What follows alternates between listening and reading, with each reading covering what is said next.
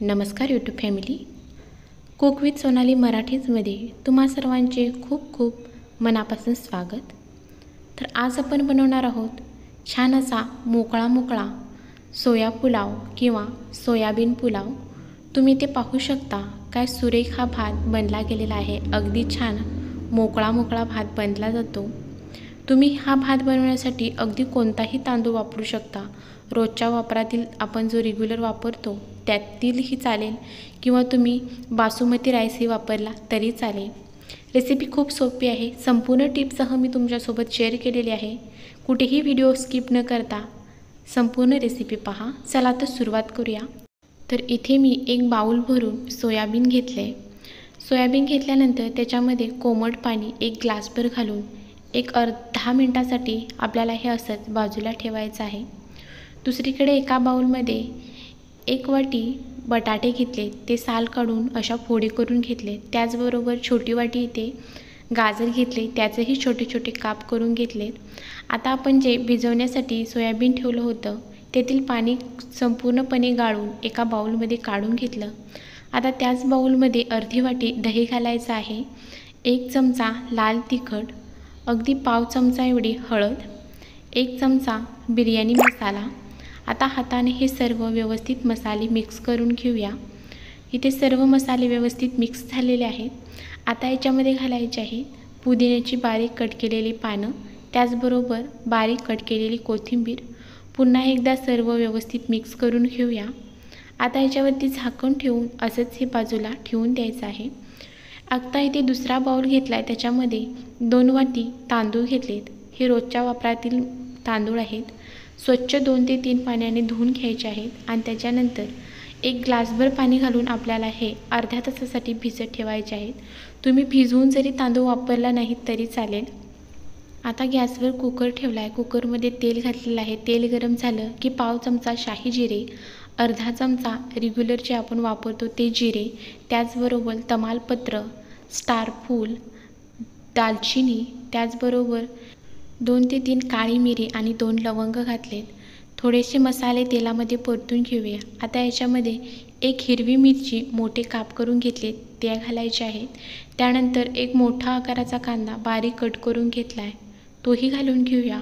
हलकासा कांदा भाजला गेला की त्याच्यामध्ये आता घालायचा आहे टोमॅटो घातल्यानंतर पुन्हा एकदा सर्व मसाले व्यवस्थित मिक्स करून घेऊया।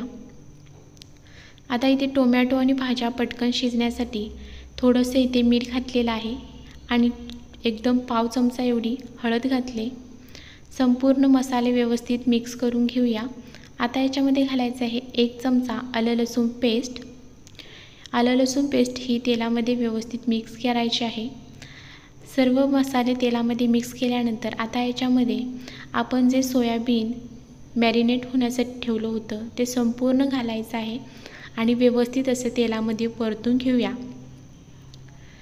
आता हे सर्व व्यवस्थित परतून घेतल्यानंतर ह्याच्यावरती झाकण ठेवून 2 मिनटं छान अशी आपण वाफ देऊन घेऊया। 2 मिनटं मंद गॅसवर आपण इथे वाफ दिलेली आहे। आता पुन्हा एकदा सर्व भाज्या व्यवस्थित अशा मिक्स करून घ्यायच्या आहेत आणि याच्यामध्ये स्वच्छ जो आपण तांदूळ धुवून घेतलेला आहे ते संपूर्ण तांदूळ कुकरमध्ये काढून घेऊया। तुम्ही हा भात कुकरऐवजी कढईमध्येही बनवू शकता। सर्व तांदूळ कुकरमध्ये काढल्यानंतर पुन्हा एकदा सर्व व्यवस्थित मिक्स करून घ्यायचं आहे। तर तांदूळ सर्व भाज्यामध्ये व्यवस्थित मिक्स करून झालेला आहे। आता याच्यामध्ये घालायचं आहे पाणी। तर पाणी इथे गरमच वापरायचं आहे। आपण 2 वाटी तांदूळ घेतले, त्याच्यासाठी इथे मी 3 वाटे गरम पाण्याचा वापर केलेला आहे। आता चवीनुसार मीठ घालायचं आहे, त्याचबरोबर 1 चमचा गरम मसाला। पुन्हा एकदा सर्व व्यवस्थित मिक्स करून घेऊया। आता कुकरला झाकण लावायचं आहे आणि कुकरच्या मध्यम गॅसवरती 2 शिट्ट्या आपल्याला काढून घ्यायच्या आहेत। तर 2 शिट्ट्यामध्ये अगदी व्यवस्थित भात शिजला जातो। 2 शिट्ट्यानंतर कुकर संपूर्णपणे गार झालेला आहे। आता कुकरचं झाकण काढून पाहूया, तर आपला इथे छान परफेक्ट असा भात शिजून तयार आहे। छान असा मोकळा भात शिजला गेलेला आहे। तर सर्व भात एकदा व्यवस्थित मिक्स करून घ्यायचा आहे आणि इथे तुम्ही पाहू शकता काय सुरेख हा सोया पुलाव बनला गेला आहे. आता याच्यावर भरपूर अशी बारीक कट केलेली कोथिंबीर घालूया. पुन्हा एकदा संपूर्ण भात व्यवस्थित मिक्स करून घेऊया आणि इथे आपला झटपट असा सोया पुलाव किंवा सोयाबीन पुलाव बनवून तयार आहे. चवीला अप्रतिम लागतो, त्याचबरोबर बनवायलाही अगदी साधा सोपा आहे. तर अशा छान छान रेसिपींसाठी चॅनलला सबस्क्राईब करा, त्याचबरोबर बेल आयकॉनचे बटन दाबा, म्हणजे अशा छान छान रेसिपी तुम्हाला पाहायला मिळतील.